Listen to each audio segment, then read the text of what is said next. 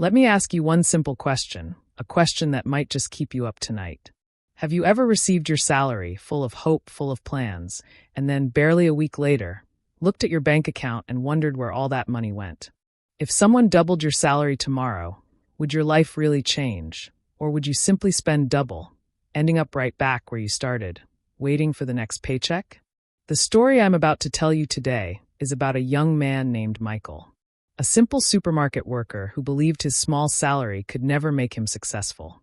He thought, like so many of us do, that rich people were rich because they earned more. Until the day a painful moment, a moment he would never forget, changed forever the way he looked at money. Before I begin, take a moment to like this video and subscribe to the channel, because here we share powerful life stories about discipline, financial wisdom, hope, and the small decisions that can completely transform a person's future. And I mean it sincerely. This story might just change the way you look at your next paycheck. In a peaceful little town, far from the noise and rush of big cities, lived a young man named Michael. He was 24 years old. He wasn't lazy, not at all, quite the opposite. Every morning, before the sun had even fully risen, he'd put on his supermarket uniform, a little wrinkled, a little too big on the shoulders, and walk almost 40 minutes to work, because he couldn't afford the bus every day. Once there, he spent his entire day stocking shelves, carrying heavy boxes, helping customers with a smile even when he was exhausted, cleaning aisles until evening. He stood on his feet from dawn until dusk, his legs heavy, his back aching. By the time he finally got home, his shirt soaked with sweat, his feet burning, and yet, despite all that work, all that sweat, his salary was barely enough to survive. Sometimes he'd laugh with his coworkers and say, with that touch of bitterness we hide behind humor, "We're not working for money anymore, we're just working for food." Everyone laughed, but deep down they all knew it was true. The kind of truth that hurts, but that you'd rather turn into a joke than tears. Michael rented a tiny room, barely bigger than a hallway. The roof leaked whenever it rained hard, and he'd have to place a bucket in the middle of the room, listening to the drops all night like a cruel clock reminding him of his condition. His old mattress lay directly on the floor. The small fan, bought secondhand, barely worked, stirring up more noise than fresh air. Some nights he'd skip dinner entirely, just to be sure he'd have enough for transport the next morning. Life wasn't easy. But Michael had one habit that made everything even harder, a habit he never questioned. Every month, the day his salary arrived, Michael felt rich. For one evening, he'd forget the leaking roof, the mattress on the floor, the skipped meals. His friends would call right away. "Michael, we're going out tonight. Come on, you only live once." And without a second thought, without even doing a quick calculation in his head, Michael would join them. They'd go to loud nightclubs, order overpriced drinks, food they couldn't really afford, take photos smiling, pretending life was perfect, that everything was fine, that the future was bright. Sometimes Michael would even buy new shoes or brand-name clothes, just so nobody would guess how poor he really was. Just to belong for one night to that world that seemed so easy for everyone else. For a few hours, he felt important, he felt like somebody, he felt like everyone else. But a week later, reality would return, always just as cold, just as unforgiving. His wallet was empty. His account was empty. His kitchen was empty. He'd start counting the days silently, waiting for the next paycheck. Again and again and again. An endless circle, a wheel that kept turning without ever moving forward. One afternoon, walking home from work, his legs tired, Michael passed a small neighborhood restaurant. The smell of roasted chicken filled the street, warm, spiced, almost cruel in how appetizing it was. His stomach growled loudly. He slipped his hand into his pocket, counted what was left. Barely enough for a loaf of bread. He stood there for several long seconds, watching other customers enjoy meals he couldn't afford. He watched a man laughing with his kids around a table full of food. He watched a woman casually cutting a piece of meat. Then, silently, throat tight, he turned and walked away. That night, lying on his mattress, eyes wide open staring at the cracked ceiling, he whispered to himself in the dark, "I work every single day. Every day, without exception. So why does my life never change?"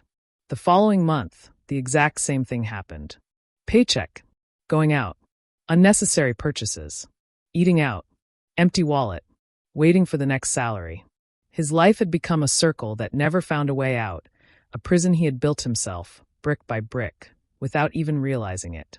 Some nights, before falling asleep, Michael would try to add it all up in his head. The drinks, the shoes, the taxi rides he didn't need to take. The little things that felt like nothing in the moment, a few coins here, a few bills there, but that somehow, by the end of the month, had swallowed everything he'd earned. He never finished the calculation. It was easier to close his eyes and pretend tomorrow would somehow be different, even though every single tomorrow looked exactly like the day before. He started noticing things he'd never paid attention to before. The way his coworker Daniel, who earned almost the same salary as him, always seemed to have a little extra put aside. The way old Mr. Thomas, who swept the supermarket floors every evening, once mentioned, almost in passing, that he owned the small house he lived in. Michael used to think these were just lucky exceptions, people who'd somehow been handed something he hadn't. He never once considered that maybe, just maybe, they had simply made different choices with the same small amount of money he had. One Saturday evening, as the sun was just beginning to set, painting the sky in shades of orange, Michael was walking through his neighborhood after work. Children were playing outside, laughing loudly. Neighbors sat in front of their houses, quietly talking about the day. It was a peaceful, almost gentle scene. Then, passing by a rental house, he suddenly heard shouting. A landlord stood at the gate, his face red with anger, his voice trembling with barely contained rage. In front of him, a terrified tenant stood beside two small bags containing, it seemed, everything his family owned in the world. "I've given you enough time," the landlord shouted. "You work every day. So where is my rent? If you can't pay, get out, or go build your own house." The tenant's wife began to cry, quietly at first, then harder.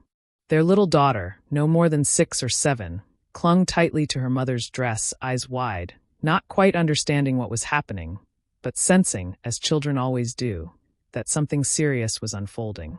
The tenant lowered his head, ashamed, broken. "I'll pay next month," he said, his voice barely audible. The landlord shook his head, no compassion in his eyes. "I've heard that every month. You work, but you never plan. Leave." Michael stood frozen at the edge of the road.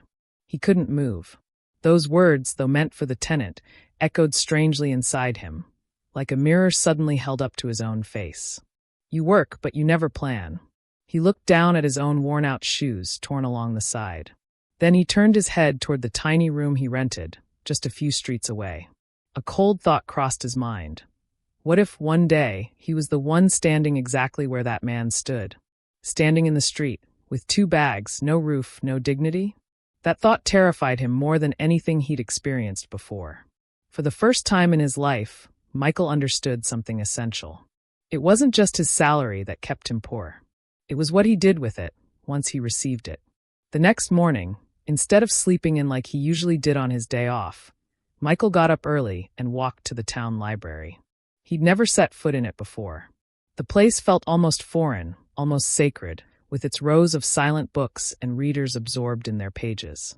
He wandered slowly between the shelves, not quite sure what he was looking for, until a title caught his eye: How to Build Wealth on a Small Income. He stood frozen for a moment in front of that book, as if he'd always known, without admitting it to himself, that he'd need it one day. He borrowed it, took it home, and started reading that same evening, by the light of a small lamp. The first chapter hit him like a punch.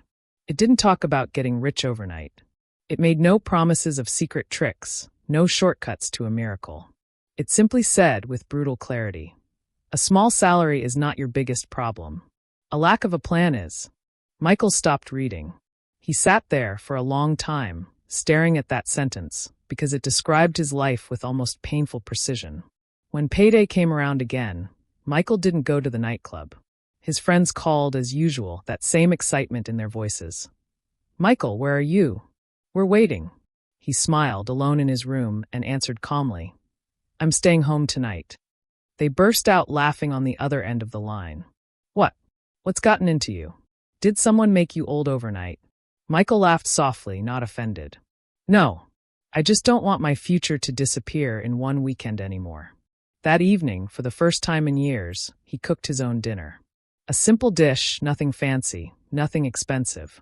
It wasn't glamorous, it wasn't worth a photo to share, but it was enough, and more importantly, it was his. He then took out a small notebook, plain, with a worn cover, and began writing down his expenses. Rent, food, transport, savings. For the very first time in his life, his salary had a purpose, a direction, a meaning. Days turned into weeks. The changes were small, almost invisible at first. Some mornings, Michael desperately wanted to sleep in, to drop this new discipline that sometimes felt too demanding. Some evenings, he longed to join his friends again, to feel that carefree lightness of going out, that sense of belonging. Once, passing by a shop window, he almost bought a pair of brand-name shoes, only because all his coworkers wore them, only so he wouldn't feel left out. He stopped, his hand already reaching for the shoes, his heart hesitating. Then the image of that family standing in the street, with their 2 bags and their frightened little girl, came rushing back with unexpected force. He gently put the shoes back on the shelf and walked away, his steps lighter than he expected. If you're still watching this story, don't just feel sorry for Michael. Ask yourself this question instead, honestly, without lying to yourself. Which one of his old habits is still keeping you from the life you actually want? And if this story is touching you, remember to like this video and subscribe, because one lesson, truly understood, can change an entire lifetime.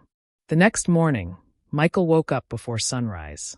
Not because he had to, but because he wanted, with his whole heart, to become a different man. He made his bed, prepared a simple breakfast, read 10 pages of his book before leaving for work. Then he whispered like a quiet prayer. One day at a time. At the supermarket, nothing had changed on the surface. He still stocked the same shelves, carried the same heavy boxes, earned the same small salary.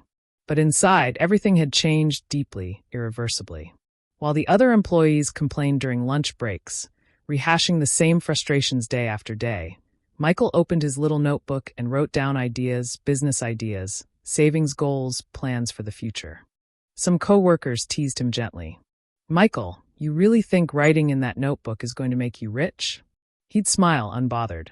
"No, but it might just keep me from staying poor." The laughter continued, but Michael barely noticed anymore.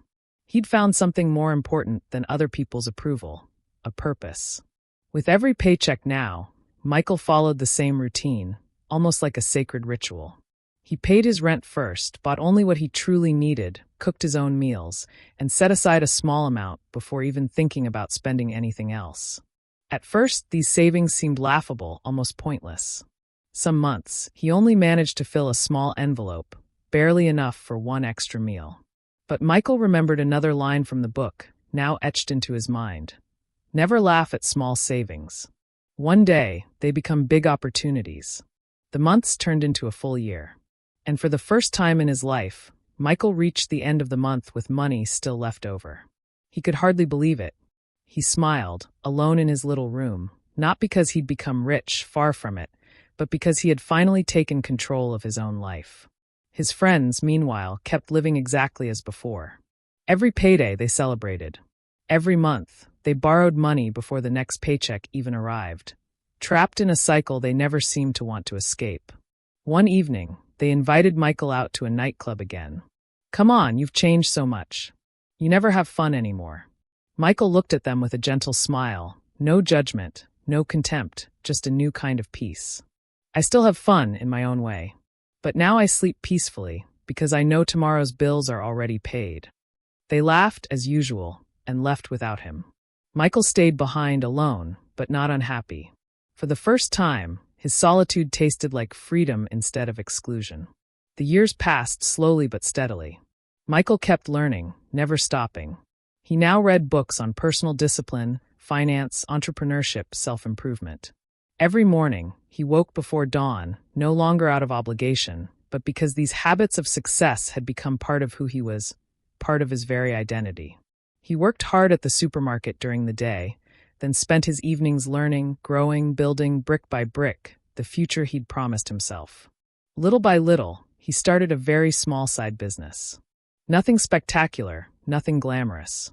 It grew slowly, with ups and downs. Some months it barely made anything at all. But Michael never gave up. He remembered his old life too well, that endless waiting for the next paycheck, that existence lived 1 week at a time, with no horizon, no hope. He never wanted to go back there. Bit by bit, his savings became enough for a down payment on a small piece of land. Years later, that land became his first rental house. The rent from that first house helped him build a second one, then a third. He never rushed. He never borrowed money just to impress anyone. He built his future slowly, carefully, patiently, one stone at a time. Despite everything he'd achieved, he kept living simply. He still cooked his own meals. He still planned every single paycheck, with the same discipline as on that very first day. There were hard seasons too, seasons the story could easily skip over, but that Michael never forgot. A year when his small business nearly collapsed, when he lay awake at night wondering if he'd been foolish to believe things could change. A month when he had to choose between fixing his bicycle, his only means of getting to work faster, and putting money toward his savings envelope. He fixed the bicycle. He told himself the envelope could wait 1 more month. It was never a straight line upward, never a smooth, easy climb. It was 2 steps forward, 1 step back, over and over for years. But unlike before, he was no longer standing still. Even his setbacks were moving him somewhere. One afternoon, Michael walked down that same road where, years earlier, he had watched helpless, as an entire family was forced out of their rented home. He stopped, looked at the houses around him, then smiled quietly, a smile full of silent gratitude. Not because he had become famous, not because he was the richest man in town, but simply because he no longer feared losing the roof over his head. A few years later, Michael finished building his own modest house. The day he received the keys, he stood in silence in the middle of the still empty living room. He remembered all those nights he'd gone to bed hungry. He remembered the days he'd spent his entire paycheck in a single wild week. He remembered the tears he'd hidden, back when he thought his life would never change, that he'd remain forever trapped in that endless circle. He looked around the room for a long moment, then closed his eyes and whispered, his voice trembling with emotion, "Thank you." Not long after, his mother came to visit. She walked slowly through every room, touching the walls with her fingertips, as if to make sure it was all really real.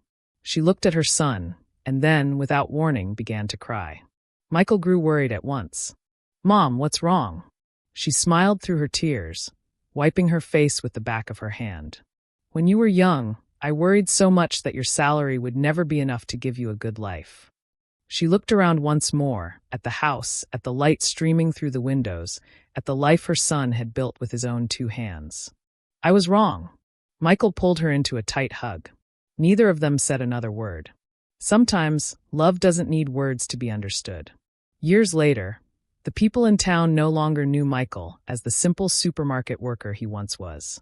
They knew him now as an honest businessman, a landlord who treated his tenants with kindness and respect, a man who understood, better than most, what it truly felt like to struggle.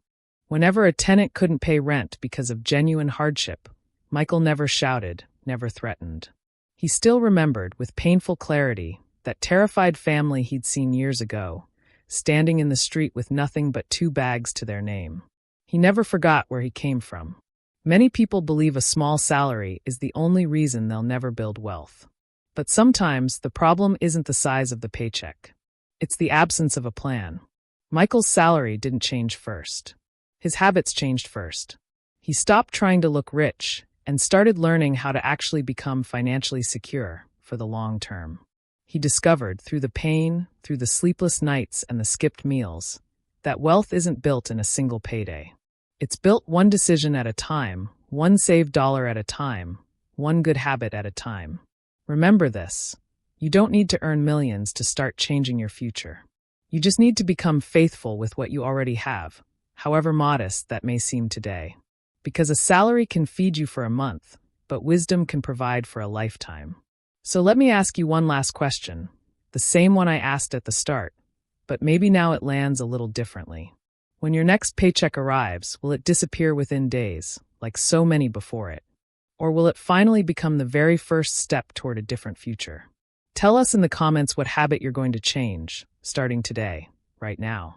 If this story touched your heart, don't forget to like this video, subscribe to the channel, and share it with someone who needs a little hope today. Your next paycheck could become the first brick in the future you've been hoping for. Thank you for watching all the way through, and I'll see you very soon in the next story.